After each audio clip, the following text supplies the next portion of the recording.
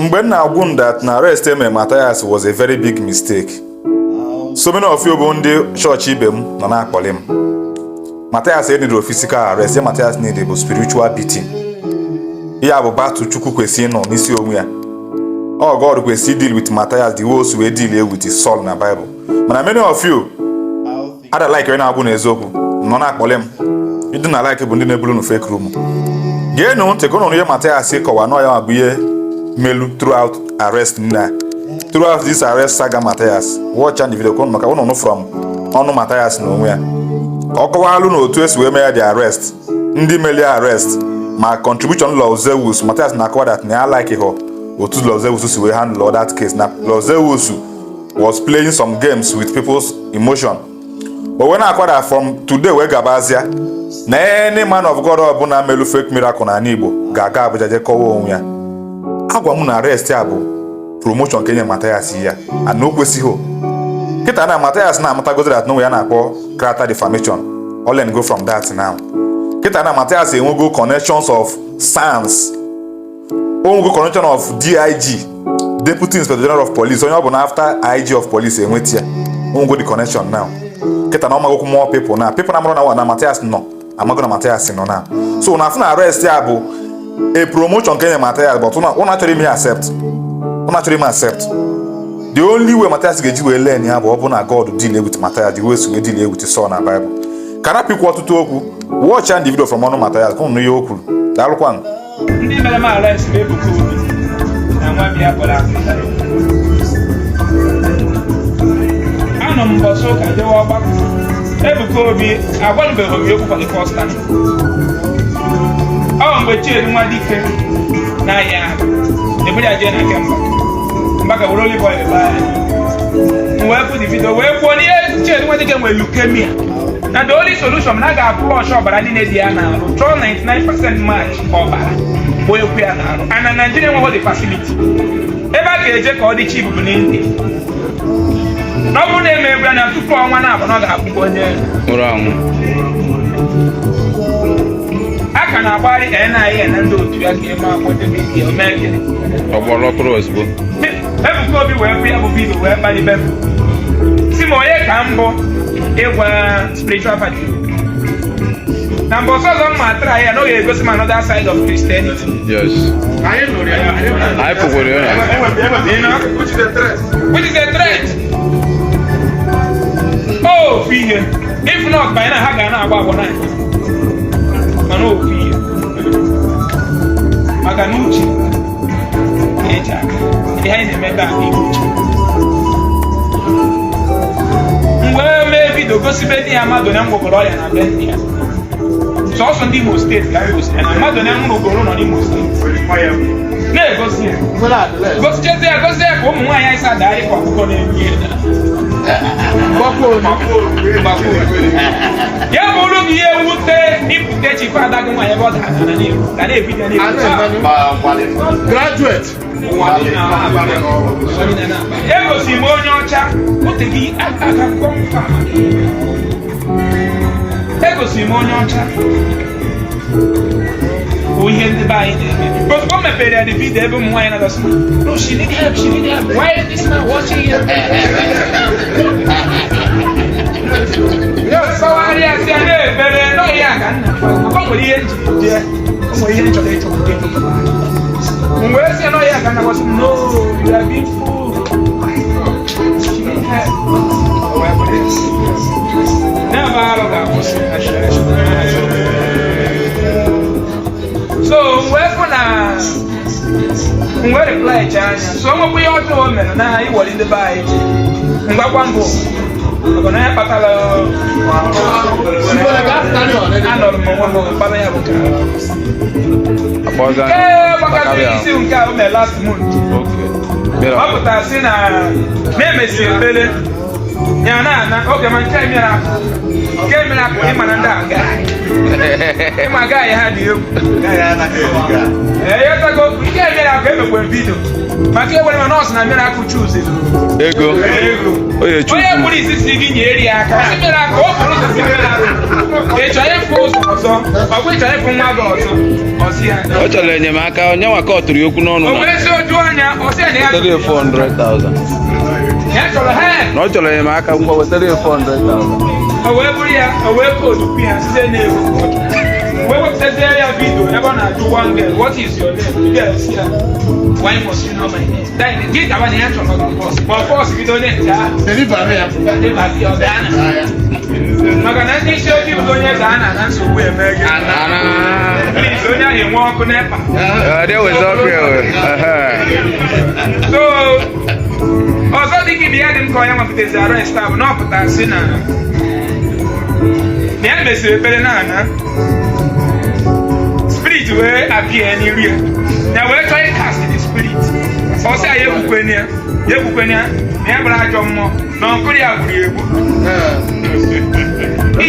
ihe menjiji ebe anyị ba no mention igbu anyị nwere NGO iji kwuchitere anyị Igbo ọnụ be registered people love themselves and ekwube izuko naanị onye gburu ihe esi n'ihe ekwuru o wee sị na ya ihe dị mma ji wee mere abịa na nwa ya nwaanyị na-abịa ebe a na nwa ya chọrọ ka egbuo ya otu esi na chọrọ ka egbuo nwa na demand bụ oyi igbu ukwu na ọ gwara ya afa ọnkụl ya mana ya chọrọ igbu ya for security ndị na-ebute depression na anyị n'onwere spirit ọ bụ n'ọkụ n'ihe ọ na-eme bụ ọrụ ọ na ndị ọzọ obodo obere so wee kọwachi ihe ahụ anọzi m on Sunday they humiliated us. I watch it but ya dịba mana ihe bụ obi ụtọ na ihe niile mmeri mechekwa bụrụ ha wee bịa ụwa tie ọnụ ekporo m ka maka oyo at least the law kwuru na onye nwere ọfịs na-abụrụ na oji egbe ezu ori ma onye na-ekwesịghị ishu onye ahụ invitation. Enwere about 7 working office na the whole 5 states, people love themselves and deportation. Enwere ebe m na-azụ ya enwere m office of my estate. Actually na the open enwere ebe with invitation. O wee bụrụ ebe anyị na-control almost 500 people ka ị bịa n'etiti ya ịkpụrụ ịmakwa na such arrest wee gị cause some casualty. Ma ndị mere ome a emere ọ dị mma ihe na-abụ ka emegide anyị ka eme anyị timide ka a sị na-emegide anyị mana ụdị na-ebelogo na mgbapụ ewee kpụrụ mbịa Abuja mmiri wee zuwe na Abuja onye abịapụ ya abịa nwanne m nwoke barista Henry unu ga-amụ ya o nwere one video mere ga viral bọsị Nnamdi Kanu jee court ọkwa dike nọ n'iro onye nwa mee vidio na-asị na ọkwa dike ka unu dowere n'iro ọ bụrụ Emi of Sokoto ma ga-edobe ya n'iro onye DSS na-asị na ọ ga-agba egbe ọsị ya agba ya na ada anwụọ ọnwụ obodo na-abụ so ewee bịa kpụrụ mgbagote Abuja on Sunday ka ya gbagote on Monday ha je weta detention form wee kpụrụ mba ase chefu on Tuesday ndị banye wee bịakwa onwe one honorable bịakwa barista Henry aka nwanne nwoke Payo ma barista Oja ebe barista Oja mbịakwuo ọbụgbọ na ọgọ nwoke ka ọ na ya na nwunye mbụdị ewee bịa ama mazi ya mekere meet dị IG onye bụ gaji nweta ID of police o wee nye ọda n'ime abalị a si release e wee chọọ bail bond eji release mmadụ na sel ọ bụrụ na that station enweghị aji maka ejewegari n'abalị a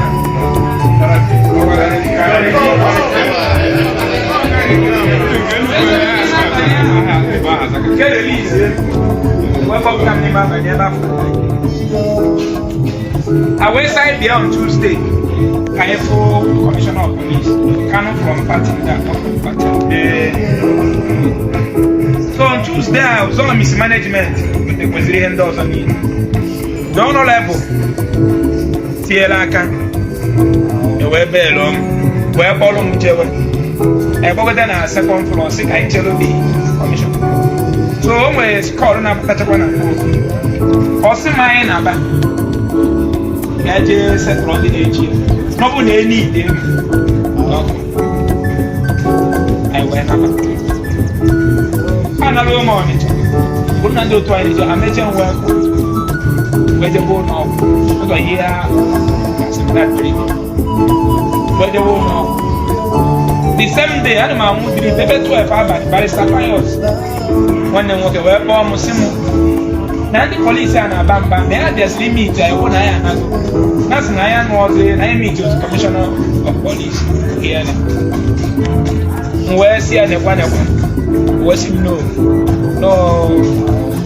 na honorable are managing this release of lawyer this is the police kama na enupụrụ ha isi adị mma na ebe m bịara be ejechara ọgwụ na polisi na Nigeria enwere ọfịs kasị so no nwere ihe ọ ya apị ime asị ka ha malụzie onye si m na ya chọrọ ka m gbagote echi nọkwa ozugbo a buku flight were first flight bata next day ewee kpọọ pati ndị a bụ anyị chere na-ezuo na ọfịs kọmishọn by then ha nwa na onwe ha nọ ndị kpọla eko ego nụ nke asị ka ha mesowe ndị eke kesi why eji release na ba ọdị ma nwere bribe m nyere fa emere go kodi ya asị adị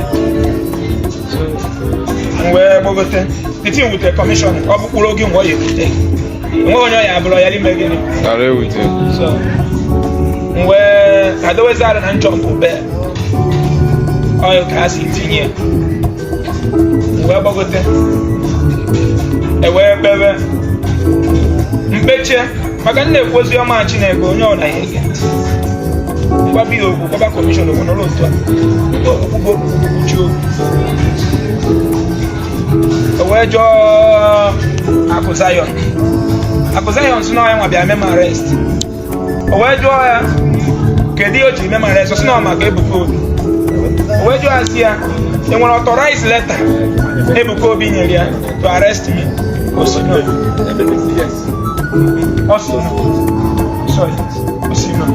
Osimba na nwe na-ekwu barista Pius ji wee sị ya thank you sir o wee jụwa Pius n'okwuche mere ụgwọ na-asị ya thank you sir I was there. Yet the man jụrụ ya ahụ iji authority from these people yes where is it? The barrister now take over from him immediately that he will submit it through the IPO. Yes, I know. That was what happened. I was there.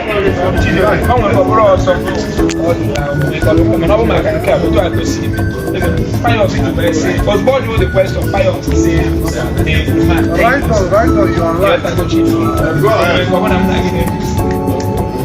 So, I wait him na detention again. Well, no, come by detention now. Mazi Chijo, Henry, Njam, barrister, Mama Macon, on your bonnet. But I say true, station. My one of our member, police in Alabama, senior upon a face of Colombia, and I'm Munya Brunibia, but tell him I told Enchi, every child. He may say, I know try a couple. I want to solo my everything. Go. Oh, everybody, where's Yana? Ezibo Muma Maka. Ezibo man or come man away. And all ye, man, when you would chili laws are sealing. When I say that Thursday, well, I want to know why is it? Barrister Henry, however. Actually, I got the next day. I got the other day. However, second of me. However, has no Ozokome, no law firm Ozokome. Send for the lawyers already. Anyway, I with them some no law. You see how? Also, no barrister and the can. And I know Ozokome. And you know where. Ozokoma Bele Namdekano. n'ọbụ na ya dara aga nwoke ahụ jebe court na ọ ga-ebute nnukwu enmity n'ala Igbo. Ndị IPOB nwere ike isi gị na ị na-agbazi ha mgbọ. And then my IPOB, the only people who will stand will have government. As an individual, if you challenge them, you are gone. Especially when you're on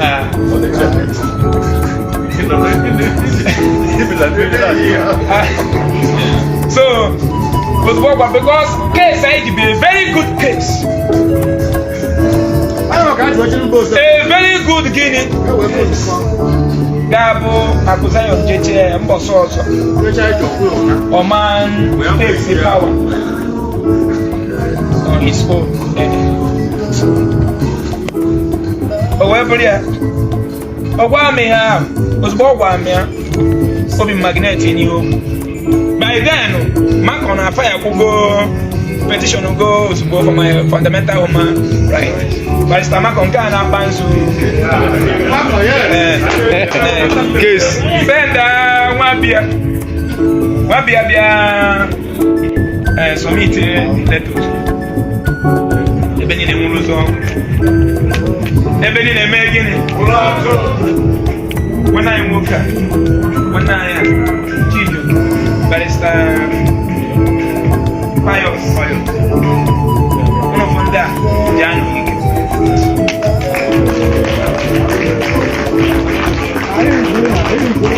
One of them, Barrister Macon, and the beer, Jan.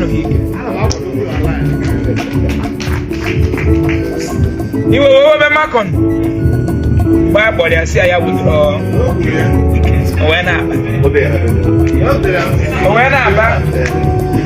because no issue never now be east man I'm just drag we here with Tony and represent it might cause problem well then well simple on the lawyer I support to withdraw the case why the bench in there police simply here mama on a I went to the letter. Oh, I could sign the agreement. And I withdraw the whole criminal charges and your me and everything. No, make a one to have a good look. Where's the move? Now, remember that I'm not going to once more so come. Not going to come. Because one of my phone was he had to deliver this item. Screenshot on that is so good. Profile picture. And so my goals so he go me anything. We just fall in love with him. Waiting and I can do my WhatsApp. It's on that people. Here that where's here? Now going on about great job. I will produce the same work. Na Macon is need back. I have a Macon at the I say, I'm going to phone and bombs. I'm on my kid, the way I got no lawyer. Say, I'm a deal. I went there, once I'm forgive you. I miss you. Now, may I withdraw the petition? I believe on the issue. Having no come over here. I see now, I'm talking. I have with me on a huggy did. Waited the letter and the lawyer and representative Barrister Henry Ojama Pius and another lawyer those of the bank. Now, man, I had the lava man, I had that farm up on there, I will not say. If I had the Bible that the controversial social media, not any lawyer, not controversial social media, that has way there. And then, you sign up. To go in with your chair. When I'm on a man, also come a man to finish with the corner. I will then sign. And then, what does he do? Uncle agreement had Nakusayo now withdraw the whole criminal charges and everything. Your chair. Moa Mama sign here. My catch him near them. I'm not saying, well, we saw where you see the mother sign maka mgbe m gụchalụ etu oyibo nke m gụtebere isi pụta ọ dị m ka sị nọọ mpụtazi emekwuzi n'okwu ịghọta na-ekwu nsị ya n'ịma ntị emi esi mebe na kama mma asa na si charge the matter to court ka anyị jebezi na edo court grant ambe anyị kpewezi ikpe ha kpegbuo m face the consequences mkpegbukwe nefa face the consequences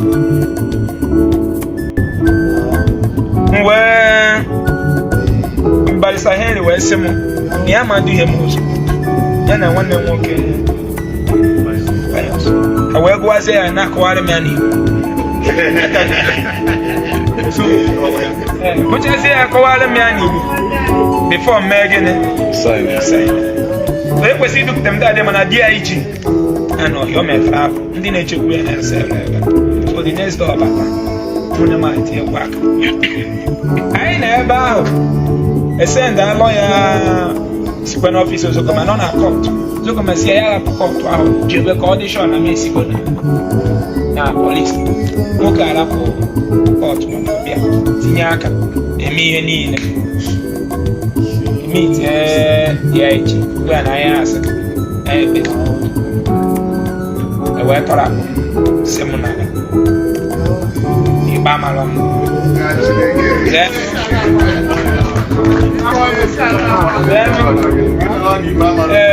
mgbe akụ mụ na Zion na-ekwu o wee sị na ha ya abịa ineta onye agbara egbe anyị ete kwekere onye agbara egbe single handed so anyị wee jewe na nke Ozoko wee rute. The man talked to us as a father, not only as a lawyer. As a father, bụ ihe ndị Igbo n'obi gwaba anyị okwu nyebe m ndụmọdụ gwakwana m ebe m si wee daa ya na law na ọ bụrụ na m na-eme live program na ọ bụrụ na ada akpọ mmadụ afa o nwere ka o si wee gwa m ya ọ kọwachala m ya yes then ọ kọwachala m ya wee sị m ma akpọzi n'afa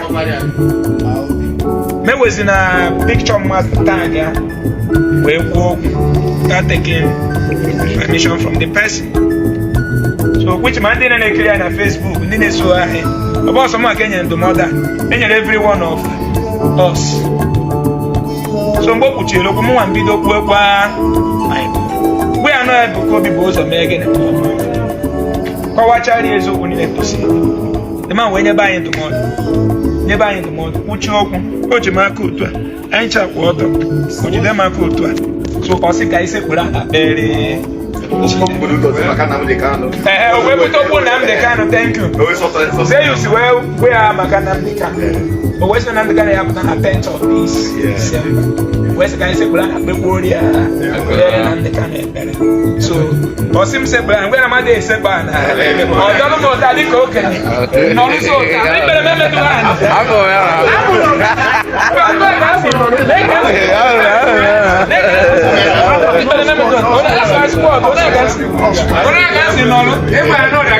yes, say I got against my faith. Where support because okay, and other support we beche. Mo am mechi kuzi na ha chukwu kika bia. Zero zibido nga. Ke beche repera. Nti ozugbo na ha chukwu kika bia ma. Ise atorika. So I took opportunity kene ndị niile bịa nwanne ya nwoke a Chijioke na ebe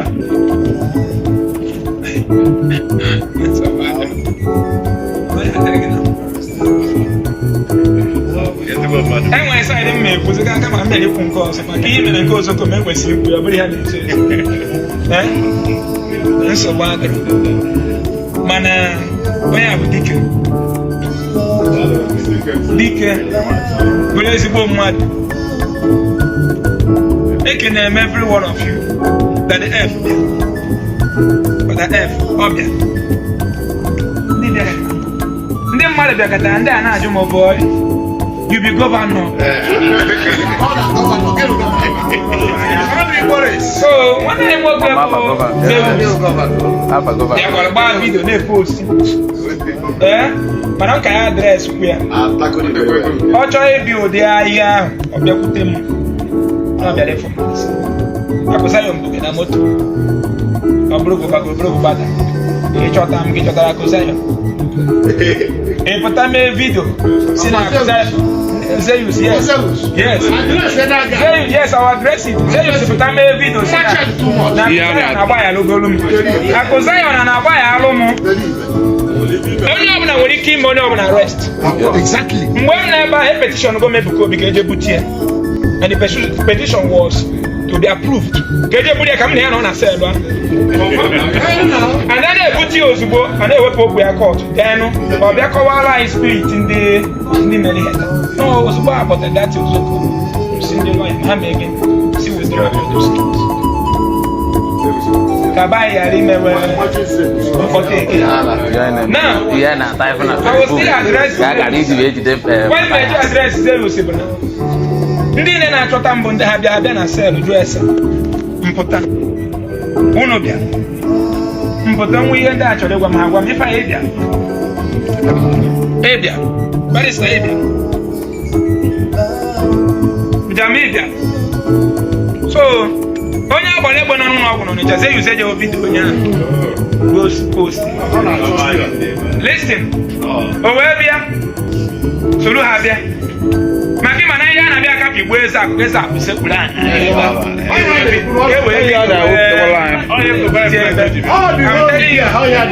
ndị set. Enwere vidio mfunye na barista mere afọ vidio obi agbawa ọ nọ na vidio a na-asị na akụza ya ọnụ agba ya n'ugolu.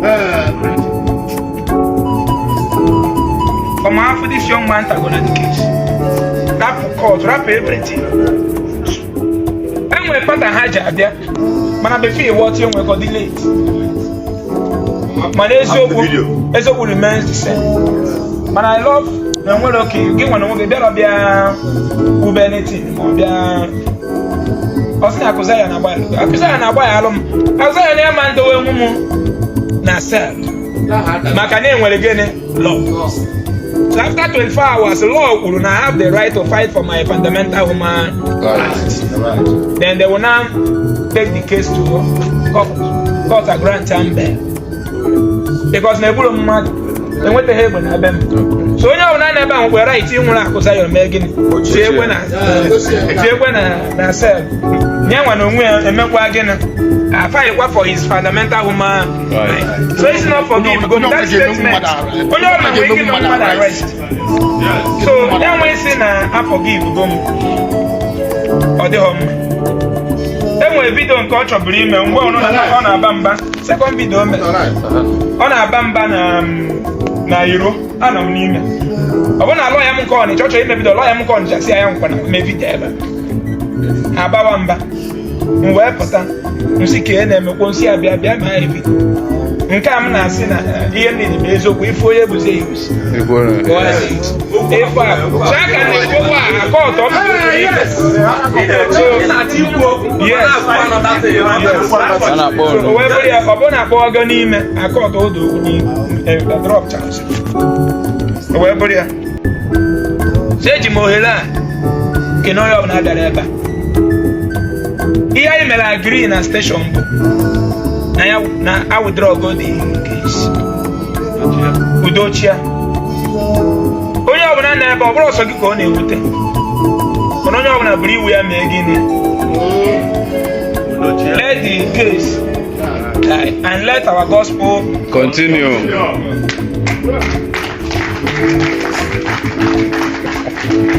Ekene gwe mmụọ niile ma ndị n'obodo oyibo.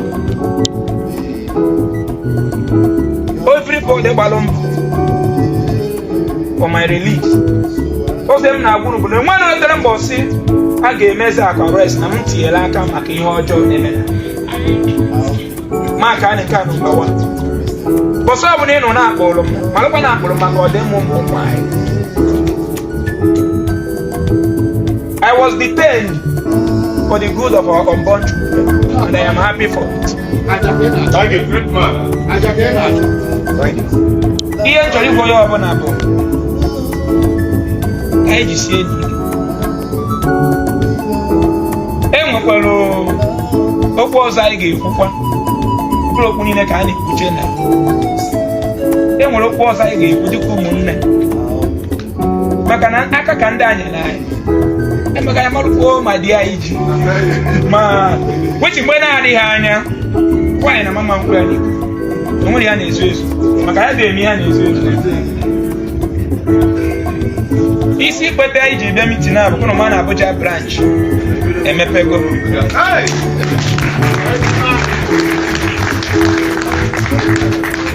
And the nọmba ndị niile eji ebe a anyị ga-ala ka anyị unite na akụ anyị ga-eme mitin mekwa na-aga ka anyị wepụta ede anyị ga-eme iti ndị isi ndị uwe ojii otu ma IGO prezentị onwe anyị official ya nkọwara ha awa mission bụ na ihe na-ekwu. And from today gaba otu ọ na-esi ikwu ka n'Igbo dị n'ihe ndị ụka na-eme na-arụ ha na-eme ka ọ ga-esi wee dị. Ihe nji gwa gị bụ na gịnị onye ụka ọbụla abịala mee fake miracle again na n'Igbo na Agbagota Abuja.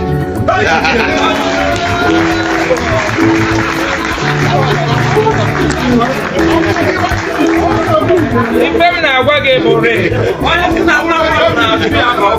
from ndị mere m arrest ruo to the last pastor nọ na n'Igbo taa boso ọbụla onye n'ime ha mere fake miracle post na ịntanetị anyị ga-ewere ya wetara ndị eke ha na-echere enyi ya ndị ikpe nene ya wee fụ na ya bụ ihe n'ihe dị na ya ọkwara ihe ndị na-ede akwa anyị nwere ebe aka ede ma approve eje mee gịnị na onye Agbagota Abuja. So n'ihe mere anyị bụkwa agbara nwa agwọ aka ka